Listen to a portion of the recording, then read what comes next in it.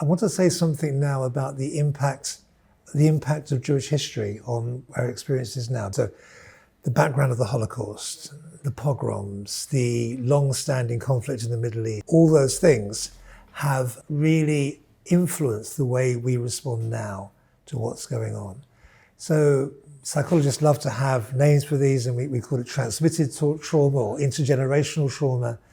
But whenever we experience something like this, immediately memories come to the mind, the pictures that we've seen.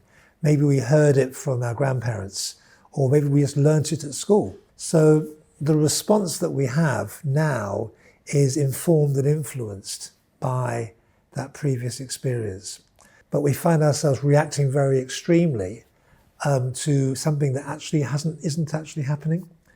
So whilst I don't like to talk about it too much, but clearly, what happened on October the 7th will have immediately triggered pictures, images from the Holocaust, stories about the pogroms that people experienced. Very clearly that will be there. We've met people, haven't we, in our workshops? We've met people who grew up in families directly impacted by the Holocaust, the children of Holocaust survivors.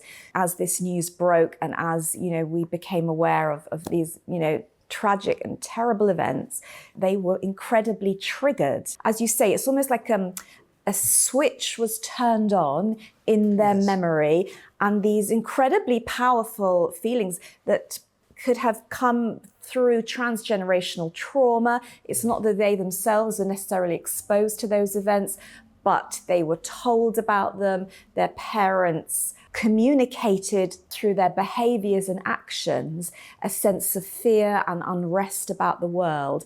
And people absorb that, and it gets very lodged in a family story. One quite common response has been, I always knew it was never safe to be outside of Israel, to live in the diaspora.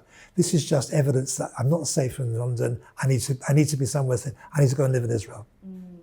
So other people have said, Israel's no longer safe, so I've got to live here. People have had both those reactions. So you can't predict exactly what the reaction will be.